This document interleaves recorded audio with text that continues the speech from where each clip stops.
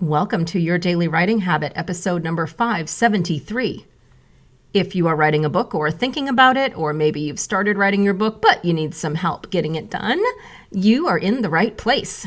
Good morning. Happy Thursday. I'm your host, Christine Whitmarsh, also known as Christine Inc. Like that stuff we write with, especially if you're looking for me on social media. Each day I'm sharing with you the writing habits I've learned over my 19 years as a ghostwriter, book coach, and author.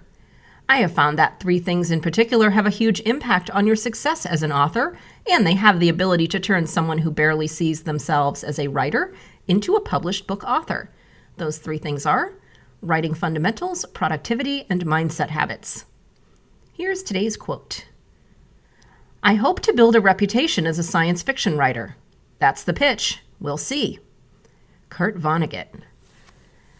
And once again, good morning. And when my clients and various other authors ask me for writing advice, it would be impossible for some of that advice not to be inspired by, famous writers, famous authors who have inspired me.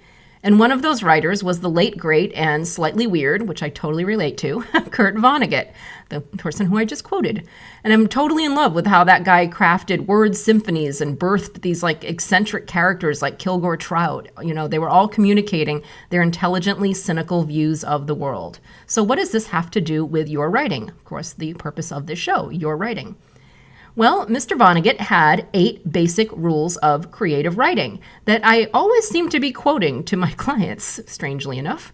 And I've shared and translated these rules for you. So that's what we're going to do today. First, I'm going to read you Kurt Vonnegut's rule of writing, and then I will follow it with my adaptation of his rule. Rule number 1, use the time of a total stranger in such a way that he or she will not feel the time was wasted.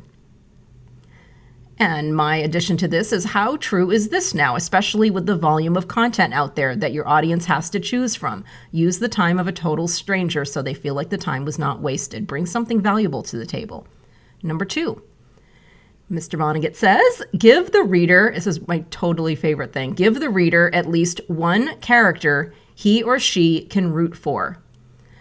And I will add, make your readers root for you as their storyteller, especially in nonfiction books. Root for who you are, what you have to say, and what you can offer them. So in fiction, it's a character they can root for. In nonfiction, you are, as the storyteller, are the person that the reader should root for. Number 3, another one of my favorites. Every character should want something, even if it is only a glass of water. I feel like this is one of the most important rules in writing. And we can also flip this and ask, what does your reader want? How does what you're writing give it to them? So if your characters want a glass of water, what do your readers want? Especially, again, nonfiction books. Rule number 4, every sentence must do one of 2 things: reveal character or advance the action. And once again, my interpretation for nonfiction, every sentence must do one of 2 things: reveal something about you or your subject matter as the author, or move the reader from idea to idea, story to story, point A to point B, without getting them lost in the weeds. So there's the fiction and nonfiction version of that rule. And number 5, start as close to the end as possible. And my interpretation is, start with the end in mind. What is the big moral of the story at the end of your work? And how are you constantly building toward it? Starting with your first sentence of your book all the way to the end. How are you moving towards that final sentence, that big moral of the story that people are going to understand that that's what your book was about when they get to the end? Start as close to the end as possible in that way. Number 6, be a sadist. No matter how sweet and innocent your leading characters, make awful things happen to them in order that the reader may see what they are made of. And my interpretation, again, especially for nonfiction authors who they're like, I don't have leading characters that I want to be sadistic to. My interpretation is, keep your writing real. Resist the urge to always be right. Be messy if messy is required, especially when writing your memoir. Very few to 0 life lessons are learned from perfect. Be messy. Number 7, write to please just one person. If you open a window and make love to the world, so to speak, your story will get pneumonia. And it's not my interpretation, just the way I see this: picture your ideal reader and write only to that person. Number 8, give your readers as much information as possible as soon as possible. To heck with suspense.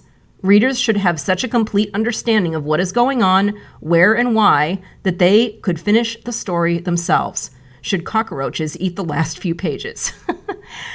Yeah, and it is so true. You have a few precious seconds, whether you're fiction or nonfiction, you have a few precious seconds to get your reader's attention before they click away to the next thing. That's on the internet, but also with books. You could be a few precious pages, let's put it that way, before they think of something else they'd rather do. Cockroaches might not eat the end of your blog post, but it might accidentally get deleted. And the same thing with your books here. So hopefully those are just really 8 of my favorite writing rules, again, that I'm constantly quoting because they're true. Hopefully those help your writing. And as Mr. Vonnegut would say, and so it goes. Thank you for joining me here on Your Daily Writing Habit, where I am helping you write and finish writing an awesome book. And be sure and drop by my Inc. Authors group on Facebook. I'll drop a link in the show notes so that we can help you even further with your writing. Let us know how we can support your writing goals. Inc. Authors on Facebook. Until tomorrow, happy writing.